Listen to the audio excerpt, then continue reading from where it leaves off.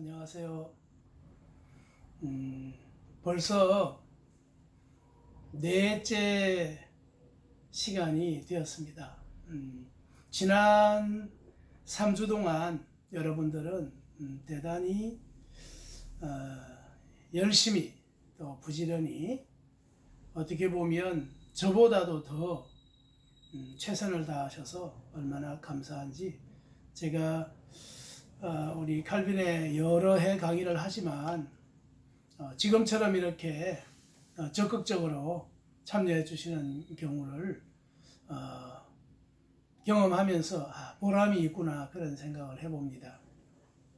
이번 주에는 역시 제 논문 칼빈의 선교사상에 관한 논문이지만 사실 선교사상이라기보다 칼빈의 기독교 강요에 나타나 있는 틈새, 우리가 조직신학에서 말하는 신론, 기독론, 성령론, 교회론, 종말론, 구원론, 예정론 뭐 이런 많은 신학이 있지만 거기에서 빠져 있는 신학의 분야 말고 신앙의 분야, 특히 선교적 관점에서의 부분을 우리가 조직신학에서 다루지 않았기 때문에 제가 이 부분을 연구하면서 본 것들이 많아서 여러분들에게 논문을 통해서 소개를 해드리고 있고, 또 하나 여기 이제 따끈따끈한 책이 하나 나왔는데, 요건 제가 우리 교단의 현재 2단 대책위원장으로서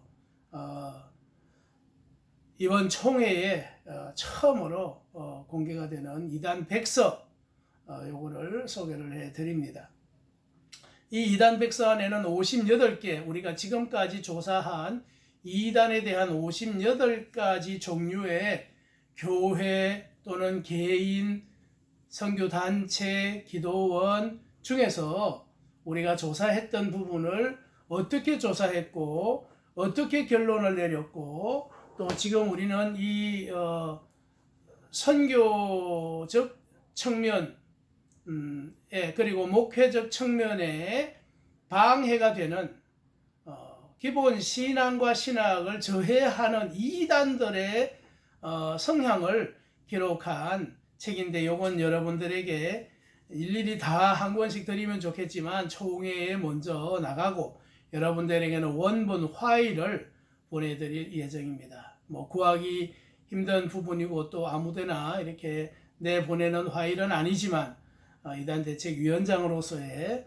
어떤 권한 또는 그 파일을 가지고 있으면서 교육에 필요한 부분이라 여러분들에게 제공을 해 드리도록 하겠습니다.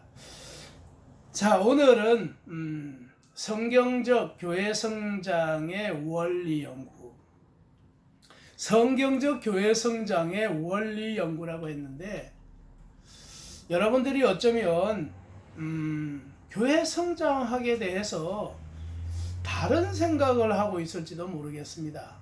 다른 생각이라고 하면 교회 성장을 하기 위한 어떤 수단이나 방법이나, 또 어떻게 보면 교회 성장을 하기 위한 여러 가지 문화적인 요소, 또 물리적인 요소, 물질적인 요소를 말할 것으로 생각하고 들어왔는데, 와보니까 그런 내용은 하나도 없고 원론만 얘기하는 것 같아서 여러분들의 기대에 미치지 못할 수도 있을 것입니다. 하지만 제가 교회 성장학을 공부하면서 시험을 본 적이 있는데, 어떤 전도사님이 그런 답변을 한 것이 있습니다. 첫 번째 문제가 교회 성장의 원리를 말하시오라고 이렇게 시험 문제가 나갔는데, 그 답안지가 어떻게 들어왔느냐 하면 1. 목이 좋아야 된다. 2. 주차장이 넓어야 된다. 3. 냉난방 시설이 잘 돼야 된다. 4. 문화적인 적응이 빨라야 된다. 문화시설이 좋아야 된다. 이런 식으로 답을 써왔습니다. 채점을 하면서 나는 이런 말을 한 적이 없는데 어떻게 이런 답이 나왔을까 궁금해서 제가 그 전도사님께 여쭙습니다. 이건 내가 강의한 답이 아닌데 어떻게 이런 답이 나왔느냐 하니까 본인이 섬기는 교회 목사님께서 교회 건축을 앞두고 계속해서 성도들에게 기도를 시키고 또 기도해 나가는 것이 하나님 목이 좋은 장소를 주십시오. 주차장 넓은 장소를 주십시오. 또 냉난방 시설이 잘 되고 우리도 다른 교회처럼 문화 공간이 있는 그런 교회를 주십시오. 그렇게 계속 기도해 왔고 또 성도들에게 그렇게 기도하기를 원하다 보니까 자기도 모르는 사이에 이것이 교회 성장의 요소구나 그렇게 생각하고 답을 썼다 그래서 자 이걸 점수를 어떻게 해야 되나 고민하다가 어떻게 보면 그 말도 맞겠다. 현실적으로 그 말이 맞겠다. 그런 생각이 들기도 하지만 이 교회 성장학이라고 하는 학문 세계에서는 그 부분보다 그 부분들은 곧 바뀌어요. 지금도 여러분 코로나19의 이 사태를 맞이하면서 교회마다 고민하고 있는 부분들이 있습니다. 어떻게 보면은 적응해 나가야 되는데 수단과 방법만 키워오다 보니까 수단과 방법으로 오다 보니까 이 어려운 시대를 맞이하면 수단과 방법을 할 수 없는 단계에 들어가게 되면 할 수 있는 게 아무것도 없어져요. 수단과 방법을 배워서 교회를 성장시켰는데 이 수단과 방법을 차단시켜 버리니까 교회가 한순간에 생명력이 없어져 버려요.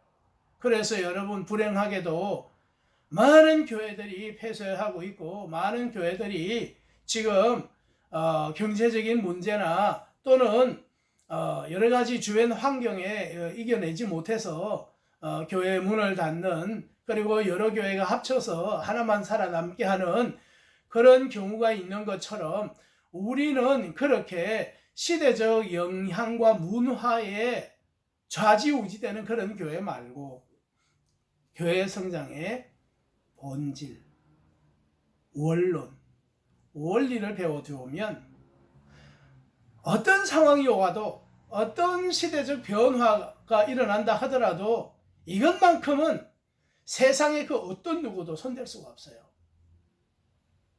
왜냐하면 하나님의 교회는 하나님이 붙들고 계시고 하나님의 교회는 하나님이 지켜주시고 더 나아가서 신실한 하나님의 사람은 하나님이 붙잡고 계시기 때문에 오늘도 교회 성장의 원리 연구라고 표현을 했습니다만은 그 원리를 알고 나면 너무 염려할 것 없어요.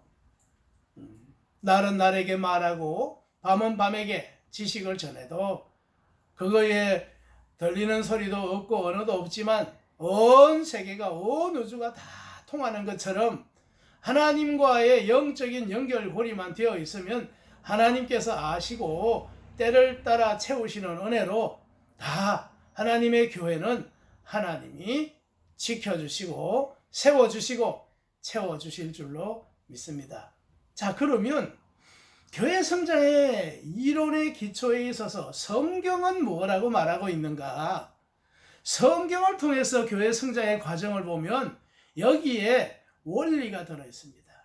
성경적 원리라고 하는 것은 처음에 초대교회의 첫 교회가 어떻게 세워졌는가를 보면 금방 알 수 있어요. 사도행전 6장 1절에 보면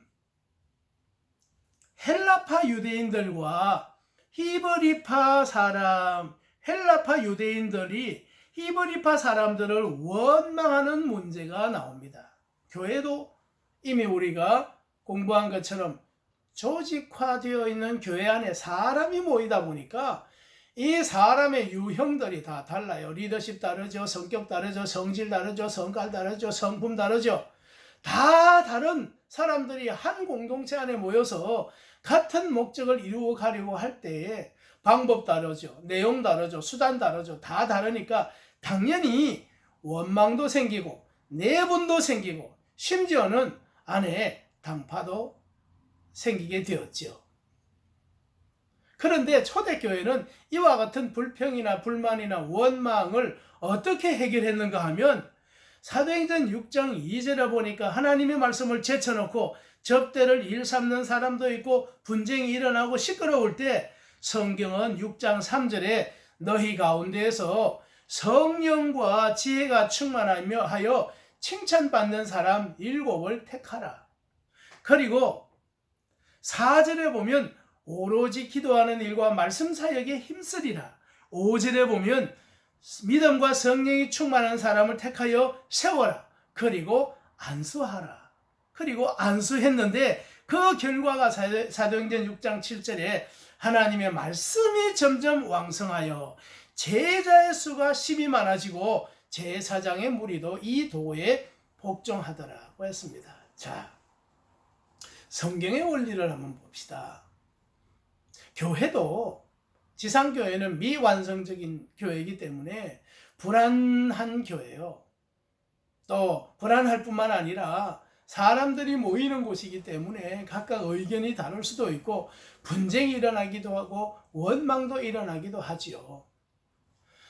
그러면 교회를 목표를 해 나가는 리더십에 있어서 이 분쟁의 문제를 어떻게 해결할 것인가. 이 사람 편들면 저 사람이 상처받고 저 사람 편들면 이 사람이 또 돌아설 텐데 그렇다고 해서 둘 다 잘한다 할 수도 없는 것이고 둘 다 잘못했다 할 수도 없는 것이고 그래서 필요한 것이 구조적인 것입니다.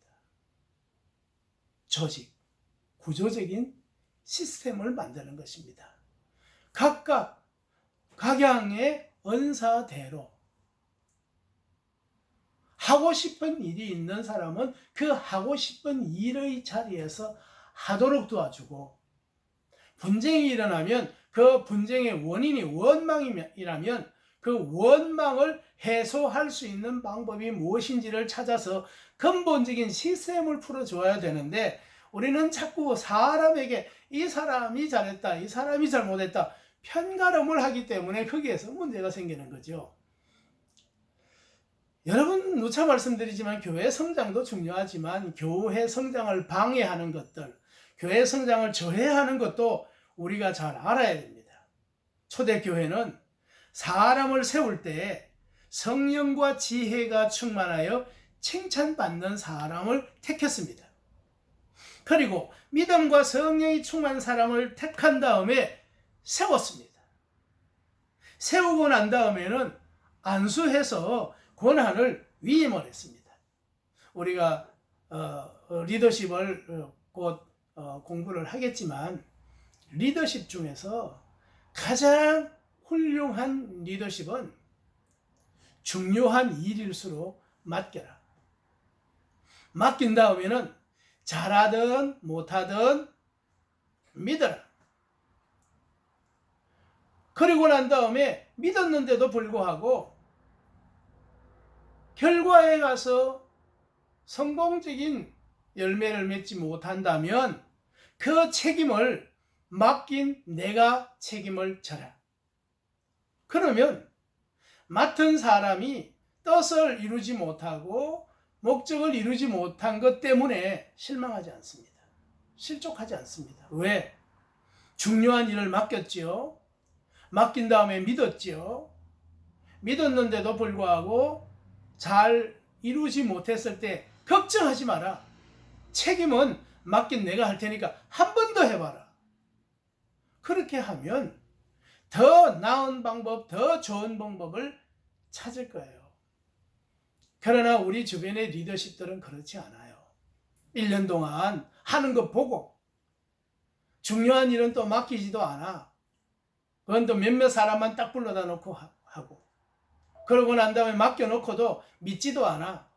실컷 준비해오면 그 내용을 보지도 않고 그냥 서랍 속에 집어넣기도 해요.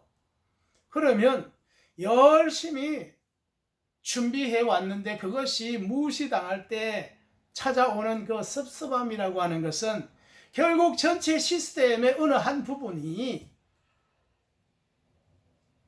구멍이 생기게 되는 것이죠. 그러면 교회는 연결고리가 끊어져 버리기 때문에 성장에 아주 둔화 현상이 일어나는 것입니다.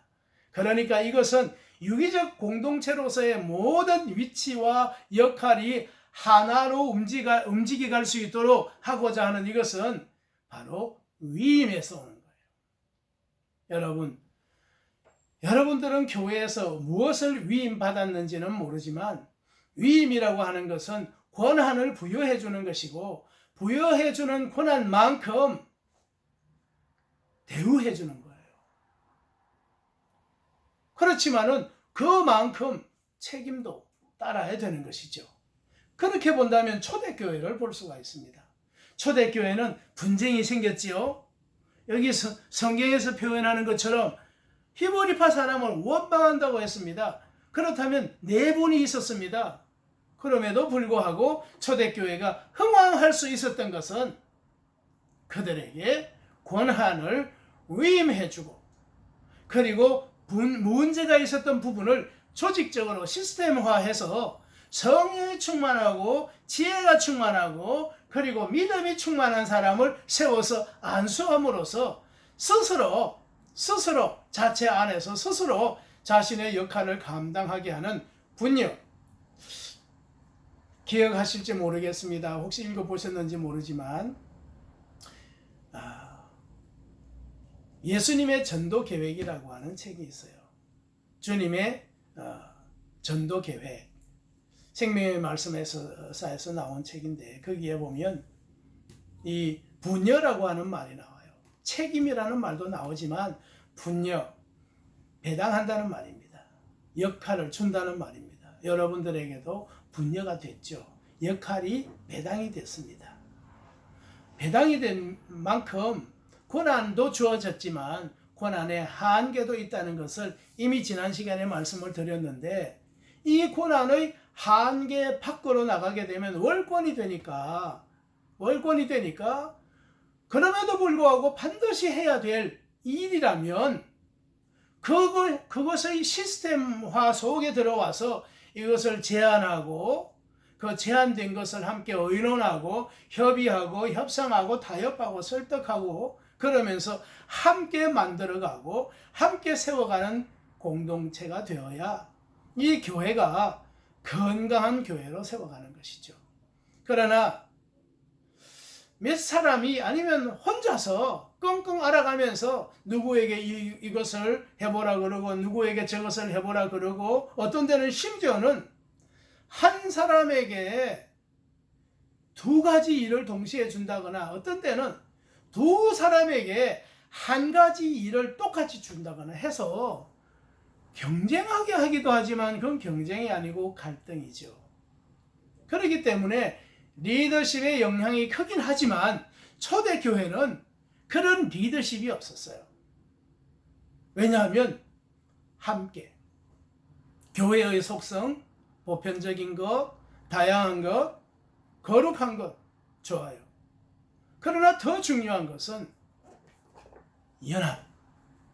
교회가 연합해서 함께 움직이는 거예요. 그러면 무엇으로 연합하느냐? 연합의 어떤 동기가 돼야 될 거 아니겠어요? 동기부여가 돼야 되는데 무엇으로 연합할 거냐? 실력 있는 사람끼리 할 거냐?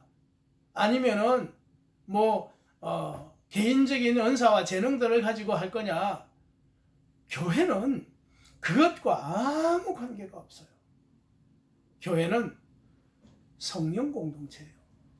성령으로 성령이 너희에게 임하시면 권능을 받고 성령이 내려오사 다락방에 모여 기다리고 있던 사람들에게 충만하게 임했더니 이 120명이 모여 있는 이 모임, 교회가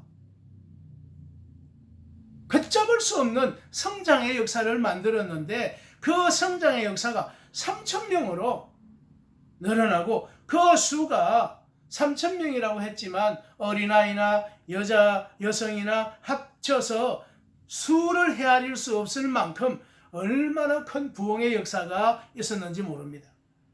그리고 그것에서 숫자에서 끝난 것이 아니라 성경을 보면 저희가 사도의 가르침을 받아 서로 교제하며 떡을 떼며 기도하기를 전혀 힘썼다고 했습니다. 대변혁이 일어난 거예요. 사람 수가 많아진 것이 아니라 변화가 일어난 거예요.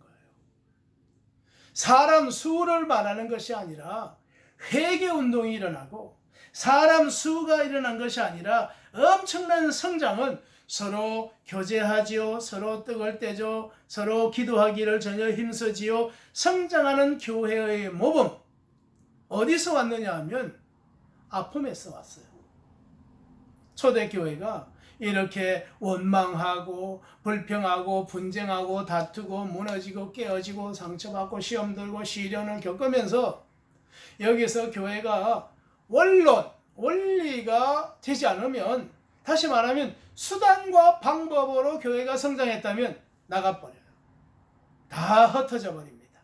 어쩌면 뿔뿔이 흩어지고 산산조각이 나기도 하고, 그래서 10년 된 교회, 20년 된 교회, 30년 된 교회, 그럼에도 불구하고 전혀 수가 늘어나지 않고 전혀 교회가 개혁적 변화가 일어나지 않는다면 그 안에는 분명히 성령의 역사보다 사람의 수단과 방법이나 아니면 특정한 몇 사람의 주도권, 기득권이 자리를 잡고 있지 않나, 그런 진단을 해보는 것이죠. 그래서 성경은, 초대교회는 성령과 지혜가 충만하여 칭찬받는 사람, 기도하는 사람, 그리고 말씀 사역에 힘쓰는 사람들이 교회의 질서와 순리와 조화를 따라 교회를 성장시켜 나간, 이것이 초대교회의 성경적 원리입니다.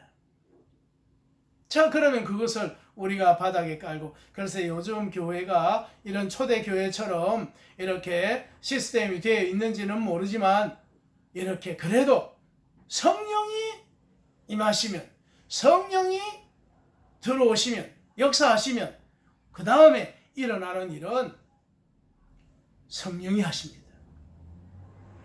하나님의 말씀이 교회 안에 있으면 말씀이 역사하는 것이고, 사람이 손타면 사람이 교회를 이끌어갈 거예요. 사람이 이끌어가는 교회는 사람이기 때문에 이권이 개입돼요. 주도권, 기득권, 뭐 이런 것들이 개입되거나, 거기에는 또 이권, 그런 것들이 개입되면 교회가 아주 복잡해지죠. 그렇다면 성경을 통한 교회 성장의 학문적 이론이 있어요. 그 이론을 보면 칼빈은 이렇게 말합니다. 인간들을 구원하는 방법은 성경이 가르쳐주는 방법 이외에는 없다. 이 칼빈은 어떤 때는 섬찟할 만큼, 기독교 강요를 읽다 보면 섬찟할 만큼 잔인해요. 하나님의 말씀, 성경이 가르쳐주는 방법 이외에 인간들을 구원하는 방법이 어디 있느냐. 다시 말하면 오직 믿음, 오직 성경, 오직 예수, 오직 은혜, 오직 하나님의 영광, 그것 말고 뭘 끌고 와서 하나님의 교회와 성도들에게 감동을 줄 게 있겠느냐. 물론 우리는 현대 교회에서 뭐 그것 말고도 감동 주는 것이 많다고 말하기도 하고, 또 어떤 때는 그렇게 해야 교회가 부흥하고 성장한다고 말하기도 하지만, 그러나 교회 성장의 기본적인 원리는 말씀 선포 이외에는 다른 목적을 상상하지 말아라. 여러분들은 저를 좀 고전적인 입장으로 생각할 수도 있을 거예요. 그러나 여러분들이 공부하는 학문적 입장에서 제가 어떤 수단이나 방법을 가르쳐 드릴 만큼이라면 우리 교회는 아마 부흥하고 성장해서 미어 터졌을 거예요. 왜냐하면 수단이 있으니까. 그런데 보편적 교회로서 그냥 목양하기에 참 가장 행복하고, 또 목양하면서 가장 감사하고 하나님의 은혜 앞에서 매 순간순간 예배드리고 나면 그냥 눈물겹도록 내 자신의 이 위치와 역할이 얼마나 자랑스러운지 말로 형언할 수가 없어요. 그렇다고 해서 교회가 엄청난 성장을 하고 있는 교회냐면 그렇지도 않아요. 다만 한 가지 분명한 건 있습니다. 옛날이나 지금이나 과거나 현재나 미래나 오직 하나님의 말씀이 육신이 되어 우리 가운데 오신 예수 그리스도의 구속의 은총, 그리고 성령의 불가항력적인 도우심, 그것만이 교회의 성장의 기본 원리라는 것은 변하지 않아요. 왜냐하면 개혁주의의 정신, 칼빈이 말하고 있는 것처럼 말씀 선포 이외에 어떤 것도 구원의 도구로 사용할 수 없다는 것이에요. 저는 너무너무 좋은 말씀이라고 생각해요. 왜냐하면 교회의 존재 목적이 잃어버린 사람들, 다시 말하면 모든 사람이 죄를 범하였음에 하나님의 영광에 이르지 못하는 사람들, 다 죄의 삭신 사망인데 그 사망의 늪에서 허우적거리는 인생들을 죄 사함의 은혜와 구속의 은총 속에 있는 불가항력적인 성령의 역사는 다른 것으로는 감히 말할 수가 없는 것이죠. 우리가 흔히 성경을, 말씀을 로고스라고 표현을 합니다. 로고스. 이 로고스, 여러분 모든 과학이든 문학이든 철학이든 여기에 이 로고스, 로직이라고 하는 로고스가 다 베이직이 되어 있어요. 그렇기 때문에 로고스가 바탕이 되어서 그 위에 학문이 나왔기 때문에 로고스 없이, 말씀 없이 학문의 세계로 들어간다면, 로고스 없이 학문의 세계에 들어가면 그것은 자기의 명예나 명분이나 그것을 통해서 얻을 수 있는 자기 영광을 생각하겠지만, 로고스를 바탕으로 크면, 장성한 분량에 이르면 그 안에서 하나님의 영광을 보기 때문에 나아가서 하나님의 거룩성, 하나님이 우리에게 주신 하나님의 형상의 지성과 감성과 의지 안에 하나님이 먼저 앞장서게 되어 있는 거죠. 그래서 여러분, 우리가 하나님이 우리 안에, 우리가 살아가는 삶의 학문 안에, 우리가 살아가는 삶의 인생의 전반에 하나님이 역사하실 수 있는 그런 믿음의 바탕이 되어 있으면 고민 안 해도 됩니다. 또 너무 지나치게 열등감 가지지 않아도 돼요. 우리가 우월적 열등감과 열등적 우월감을 말하는데, 우월적 열등감은 내가 최소한도로 이 정도는 돼야 되는데 현실적으로 볼 때 이것밖에 못된 데 대한 열등감, 그것 때문에 늘 자신을 비관하고 비하하고 또 실망하고 사소한 작은 것에 예민하고, 또 어떤 때는 그것으로 인해 가지고 사람들 인간관계, 대인관계도 기피하고 자폐하고 우울하고, 그 우월을 가지고 있는 우월적 열등감, 우월을 가지고 있는데 현실이 만족스럽지 못하다는 거죠. 열등적 우월감도 있어요. 사실은 우리가 모든 사람이 죄를 범하였으며 하나님의 영광에 이르지도 못하고 죄의 삭은 사망이고, 사실 우리는 이 세상 더불어 살아가기는 하지만 그럼에도 불구하고 내가 지금 여기까지 왔다는 거, 그것도 세상에 많은 학문들이 있지만 내가 지금 하나님의 사람으로서 하나님이 내게 허락해 주신 그 은혜의 방편을 따라 받은 소명과 사명이 있다는 그것에 대한 마음에 깊은 감동과 자랑스러움이 있으면 열등적 우월감을 가지죠.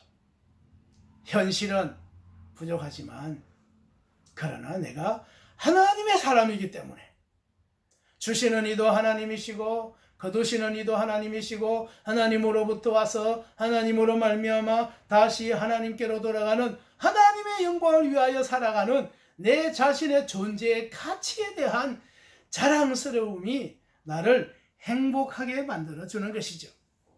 그렇기 때문에 우리가 하나님의 교회를 성장시켜 나가는 과정은 내가 성장시키는 것이 아니라 결국은 내가 하나님의 손에 어느 만큼 붙들려 있는가, 하나님께서 나를 얼마나 존귀하게 들어 쓰시는가에 대한 기대를 가지고 끊임없이 영적인 부유와 충만에 이르를 수 있도록 노력을 하는 것이죠. 칼빈은 기독교 강요를 쓴 후에 1534년에 성경 번역을 하기 시작했어요.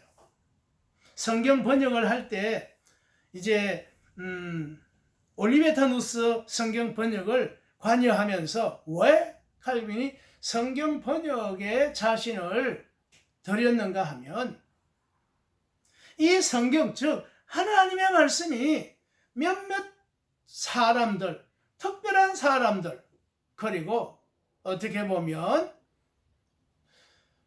이런 문화들, 이런 성경을 접할 수 있는 차원이 다른 위치에 있는 사람들에게만 읽혀지고 있다는 데 대해서 대단히 마음에 아쉬운 아픔이 있었죠. 그래서 모든 사람들이 함께 공유하여 읽을 수 있는 성경을 마음에 두고 기도하다가 결국은 성경을 번역하게 하는 일을 하게 된 것이죠. 그래서 얼마나 많은 언어로 번역을 했는지 모릅니다. 그리고 모든 사람들이 다 성경을 읽을 수 있도록, 그래서 칼빈은 성경 번역을 하는 성경 번역 선교사라고 할 수 있어요.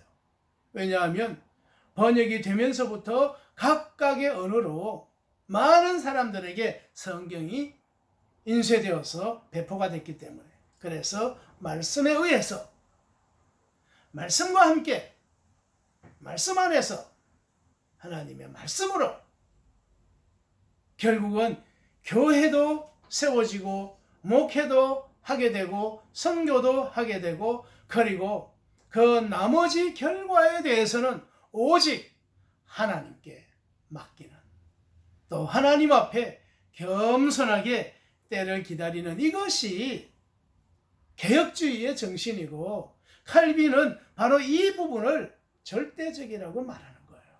칼빈주의는 성경의 권위를 절대적이라고 말하는 이유가 있어요. 성경의 절대적 권위, 원하든 원하지 않든, 이것이 충고일까, 교훈일까, 교육일까, 훈련일까, 세뇌일까, 그것이 아니라 이것은 반드시 우리가 배워야 하고 익혀야 하고 그렇게 살아야 하는 본래의 본질적 의미라는 것입니다. 성경은, 여러분, 성경은 절대적이라고 하는 이유가 있어요. 우리는 교육에 의해서 성장해 나가기도 하고 훈련에 의해서 성장해 나가기도 하고, 어떤 때는 훈련보다 더 강도 높은 세뇌에 의해서 성장해 나가기도 합니다. 그런데 좀 다른 성장이 있어요. 자, 교육에 의해서 성장해 나가는 것은 무엇의 성장이냐 하면 지성의 성장이죠. 이것은 자신이 살아가는 데 있어서 필요한 교양, 인격, 덕, 선, 다 성장한 사람들의 모습이죠. 학습에 의해서, 훈련에 의해서 성장하는 사람들은 목적이 있어요. 그 학습과 훈련을 통해서 취득하고자 하는 목표가 있어요.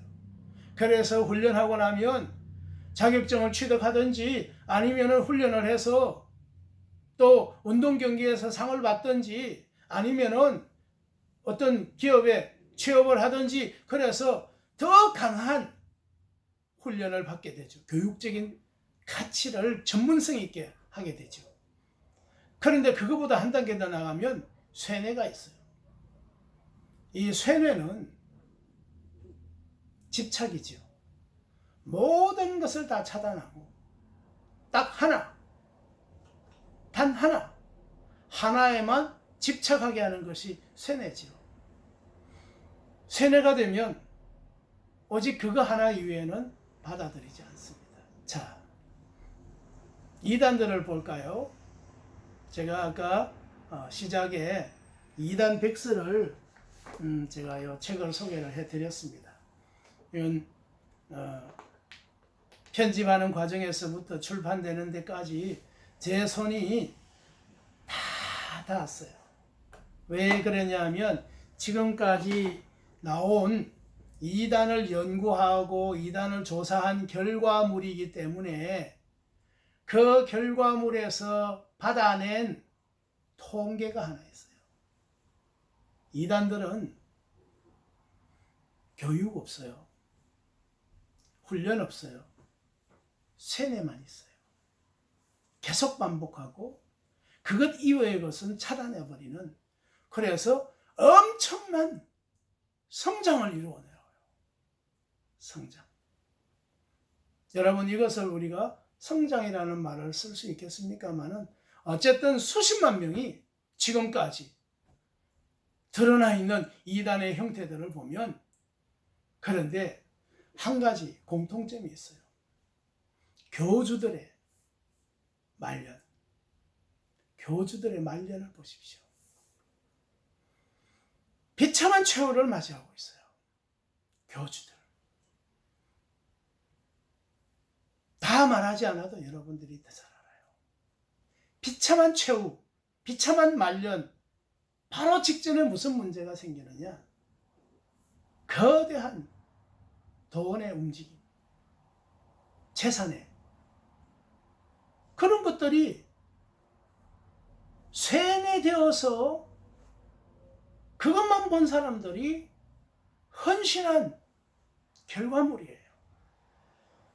여러분, 사랑하는 성도들이 하나님의 말씀을 잘 배우고 그 말씀을 따라 헌신하고 순종하고 그리고 봉사하고 열심히 복음을 증거한 마지막 결과물이 무엇이냐 하면 성전이에요. 교회예요. 사람이 아니에요. 사람을 부자 만들어주기 위해서 아니에요. 사람의 권력을 만들어주기 위해서 아니에요. 사람에게 평생 고생했으니까 평생 살아갈 수 있는 삶의 필요를 충족시켜주는 그거 아니에요. 그것을 맡은 만큼 하나님의 은혜로 감당하고 그리고 조용히 다음 세대의 희망들에게 전수하고 나면 여전히 동일한 역사가 일어나야 되는 거예요. 그러나 여러분들도 많이 알다시피 담임 목사의 후임으로 아들이 들어오든 조카가 들어오든 그 후에 과연 그 카리스마가 있는 리더십을 다음 세대가 다 그대로 전수받느냐 하면 기질 다르고 성격 다르고 성질 다르고 성품 다르고 성깔 다른데 그렇게 해나가기 쉽지 않아요. 그렇다면 그것을 회복하고 채워가고 세워가는 방법은 딱 하나예요. 성경이에요. 하나님의 말씀으로 가는 거예요. 그것을 우리는 성장이라고 말하는 거죠.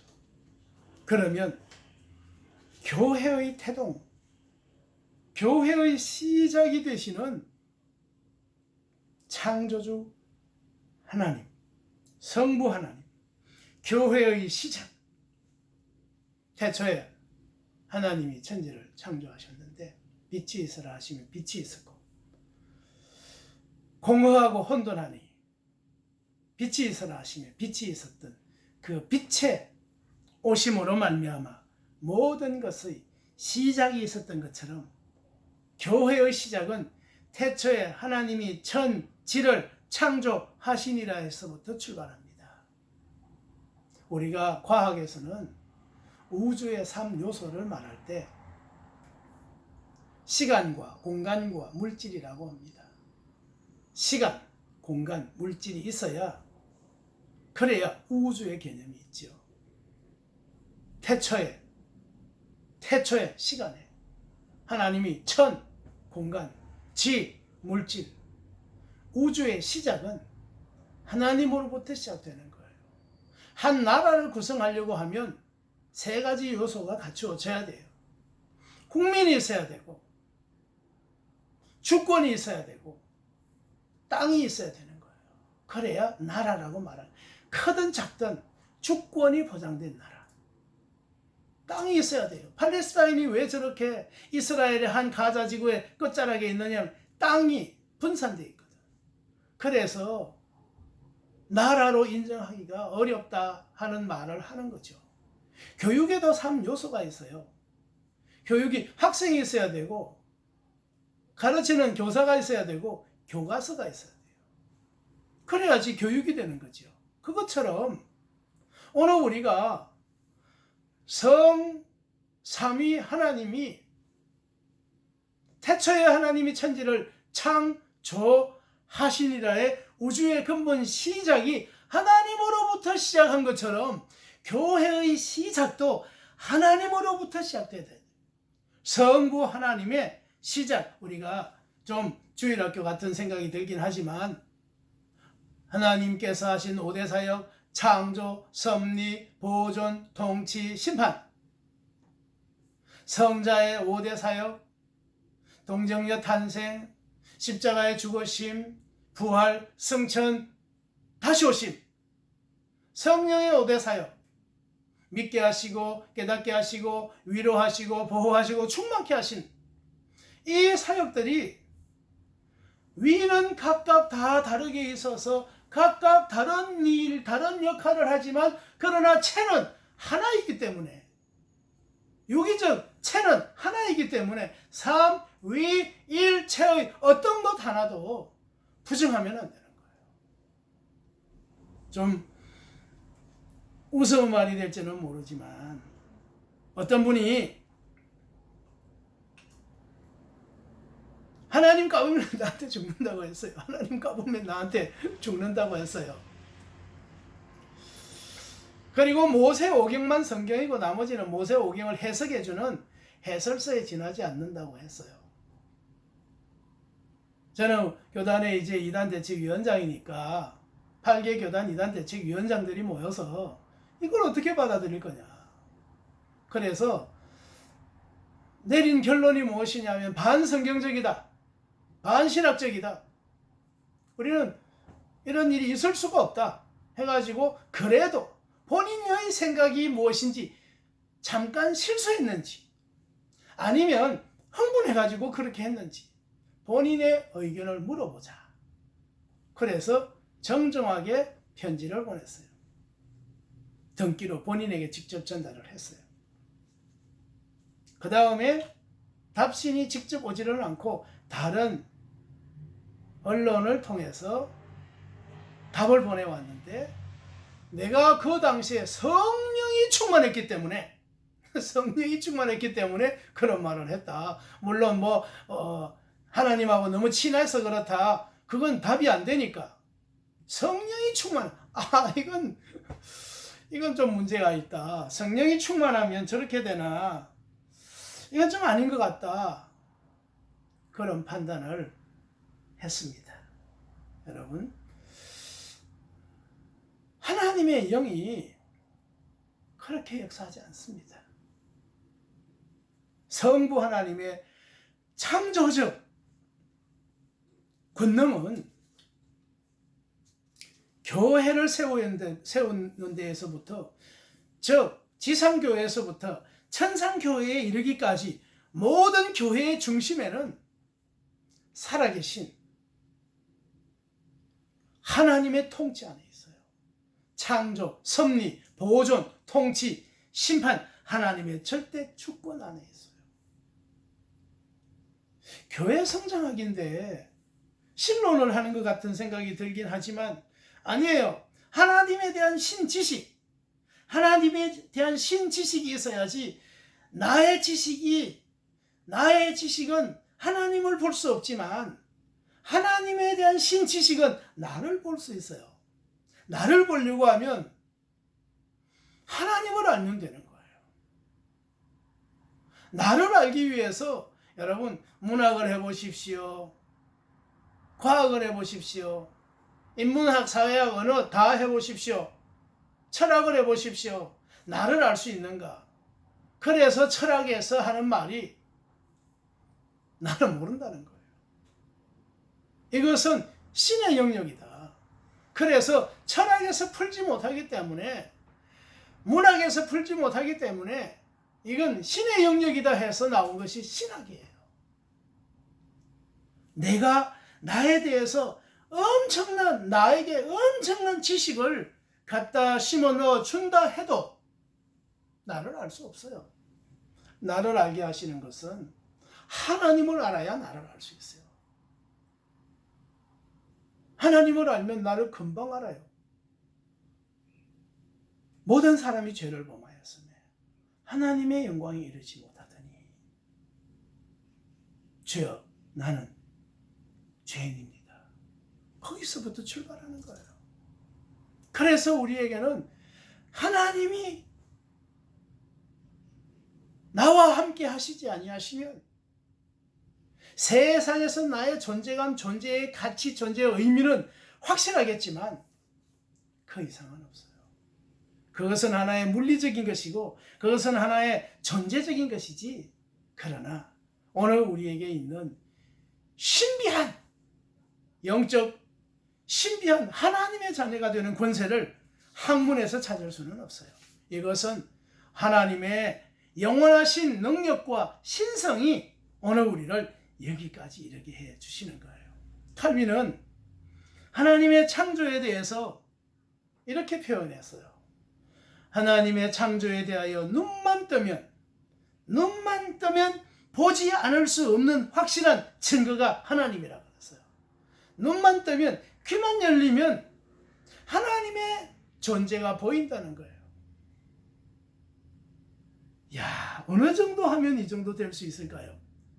왜냐하면 모든 것이 하나님으로부터 와서 하나님으로 말미암아 다시 하나님께로 돌아가고 하나님을 통하여 모든 것을 공급받는 그것만이 생명이고 그 생명만이 성장하게 하고 그 성장이 열매 맺게 하기 때문에 우리는 하나님의 말씀, 하나님의 창조의 주권 없이 우리가 세상에서 어떤 것으로 대체할 수 없어요. 인공지능도 대체할 수 없어요. 그건 정보를 입력하는 만큼 100만 개, 1000만 개, 1억 개, 10억 개 정보를 입력한 만큼 나가지, 그 정보에 입력되지 않은 것은 결코 낼 수 없어요. 우리는 우리 안에 많은 것이 입력되지는 않았어요. 그러나 우리 안에는 하나님이 허락하신 신성이 있어요. 하나님의 형상이 있다. 지성에도 신성이 있고요. 감성에도 있고요. 의지에도 있고. 그렇기 때문에 우리는 부족하지만 그러나 하나님의 은혜로 그 코에 생기를 불어넣으심에 생명이 된 우리는 그 지성도 감성도 의지도 다 하나님의 영광을 위하여 살아갈 수 있도록 구조적으로 그렇게 되어 있습니다. 여러분, 우리의 구조적으로 세상과 세속의 구조가 아니라 하나님의 신성의 구조, 다시 말하면 하나님께서 우리에게 하나님의 형상, 그 코에 생기를 불어넣으심에 생명이 되게 해주신 은혜는 말로 표현할 수 없어요. 또 하나는 교회 성장의 본체가 되시는 예수 그리스도예요. 교회의 시작은 성부 하나님이 교회의 성장의 본체는 예수 그리스도예요. 그리스도의 교훈이 그리스도의 복음의 말씀, 태초에 말씀이 계시니라 이 말씀이 하나님과 함께 계셨으니 이 말씀은 곧 하나님이시라 하나님이신 말씀이 육신이 되어 우리 가운데 거하심에 은혜와 진리가 충만한 그 충만한 교회가 성장하는 교회죠. 숫자를 말하는 것이 아니라 물리적인 것을 말하는 것이 아니라 우리 안에 있는 성령이 증거할 수 있는 그 충만함. 그 충만함은 어디서 오느냐 하면 예수 그리스도의 복음의 능력에서 오는 거죠. 그래서 교회 성장의 본체에 누가 있느냐? 예수 그리스도가 있어요. 그래서 예수 그리스도에 참여할 수만 있다면 그것은 죄사함의 은혜에서부터 구속의 은총에서부터 출발해서 죄사함의 권세 안에는 하나님의 구원의 능력이 그 안에 있고 또한 우리에게는 하나님 나라의 소망을 이룰 수 있기 때문에 그 안에 여러분 엄청난 성장의 역사가 함께 있는 거죠.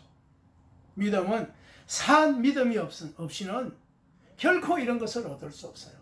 오늘 우리 안에 산 믿음, 살아있으면 성장한다고 말했는데 살아있는 믿음, 성육신, 죽으심, 다시 사심, 그리고 성천하심, 다시 오심에 이르기까지 이것이 복음의 능력이지 않습니까? 사도들이 다 흩어져서 도망갔을 때 예수님께서 많이 섭섭하셨겠지만 그러지 않았어요. 다 각기 제 길로 갔지만 예수님께서 부활하신 후에 제자들을 만나러 갔을 때 와서 조반 먹으라 했을 때 얼마나 민망했겠습니까? 그때의 베드로의 고백이 주여 나는 죄인입니다. 나를 떠나소서. 나는 죄인입니다. 그 죄인입니다 하는 그 고백 그때부터 변하죠. 그래서 예수 그리스도의 부활하신 그 모습을 증거한 그 증인, 그 증언이 사실이고 구름같이 둘러싼 허다한 증인들 사도 바울이 예수 그리스도의 부활의 복음을 증거하는 것 그것을 최고의 자랑으로 여겼던 예수 그리스도가 바로 교회의 중심이요 교회의 성장의 핵심이라는 것입니다. 그 얼마나 중요한 일입니까? 성육신 하셨다고 해서 신성을 포기한 게 아니에요. 육신으로 오셔도 신성도 같이 가지고 오셨어요.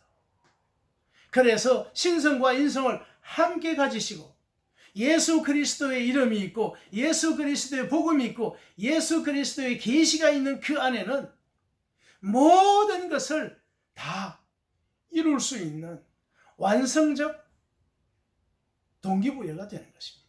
그래서 여러분 교회 성장의 본질은 예수로부터 출발합니다.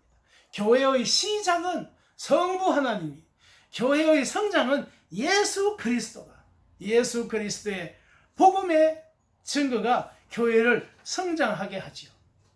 뿐만 아니라 교회 성장의 방법, 그 방법은 바로 성령 하나님입니다.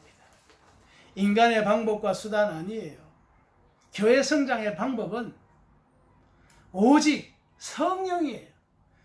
회개하고 돌아오게 하고 믿게 하시고 깨닫게 하시고 위로하시고 보호하시고 충만케 하시는 그 충만의 역사에 모든 걸 누가 하느냐 하면 성령께서 하셔요. 여러분 우리 자신에게도 성령이 충만해야 하지만 하나님의 교회에도 거룩한 영, 하나님의 영이 충만할 수 있도록 그러면 교회 시작은 성부 하나님이 교회의 성장은 이 성자 예수 그리스도가 교회 성장의 방법은 성령의 도우심, 역사를 통해서 이렇게 세워져 나간다면 우리가 할 수 있는 일은 없어요. 선교도 하나님의 선교고 목회도 하나님의 목회인 것처럼 과연 내 안에, 우리 안에, 교회 안에 성령이 어느 위치에 있을까? 우리가 과거에는 대학생 선교회 CCC 10스텝에서 전도지를 외워서 전할 때 하나님은 우리를 향하신 크고 놀라운 위대한 계획을 가지고 계십니다. 그러다가 내 마음 중심에 나는 어디 있습니까? 예수 그리스도는 내 마음 중심에 어디에 있습니까? 내 마음 중심의 왕좌에 내가 있느냐, 왕좌에 그리스도가 있느냐, 그 부분을 물어요. 내 마음의 중심의 왕좌에 내가 있으면 내 수단으로, 내 방법으로 살다가 내가 실망하고, 내가 낙심하고, 내가 포기하고, 내가 좌절하지만 내 마음 중심의 왕좌에 예수 그리스도께서 계시면 먼저는 죄와 허물의 사함을 받고 십자가를, 고통을 참으사 부끄러움을 개의치 아니하시더니 결국은 마지막 하나님의 보호자 우편에 앉으셨느니라. 그것처럼 오늘 우리에게도 동일한 질문을 하는 것입니다. 여러분, 내 마음의 왕좌에 누가 있는가? 우리는 지금 교회의 성장의 방법을, 수단을 서두에 말씀드린 것처럼 어떤 수단을 가지고 목이 좋아야 될까요? 주차장이 넓어야 될까요? 냉난방 시설 잘 되고, 요즘처럼 문화시설 잘 되고, 심지어는 이제 통전적으로 사회복지도 많이 하고, 그것이 교회 성장의 요소일까? 그것은 보편적 대답을 할 수는 있지만 원론적인 대답은 교회를 시작하신 태초에 하나님이 천지를 창조하시니라. 창조만 하십니까? 섭리, 보존, 통치, 심판하시는 하나님. 그리고 교회의 성장의 중심에 예수 그리스도의 복음, 성육신, 죽으시고 다시 사시고 승천하시고 다시 오시는 아멘 주 예수여 오시옵소서. 그것을 누가? 성령께서 믿게 하시고 깨닫게 하시고 위로하시고 보호하시고 충만케 하시는 그 성령의 거룩한 역사가 오늘 우리의 교회를 성장하게 한다는 것입니다. 이것이 우리가 배우는 원리이지만 세월이 바뀌고 시대가 변한다 해서 이 원리는 바뀌지 않습니다. 여러분, 이것을 밑바닥에 잘 깔아놓고 그 다음에 필요한 것들을 가지고 와도 늦지 않아요. 왜냐하면 우리는 지금 배우는 과정이니까 잘 배워서 또 가슴에 잘 담아서 어렵고 힘들 때마다 하나님 앞에 나와서 예수 그리스도의 이름으로 구하고 성령의 도우심을 받아 마음의 은혜와 평강이 넘치시기를 바랍니다. 오늘 여기까지 하겠습니다.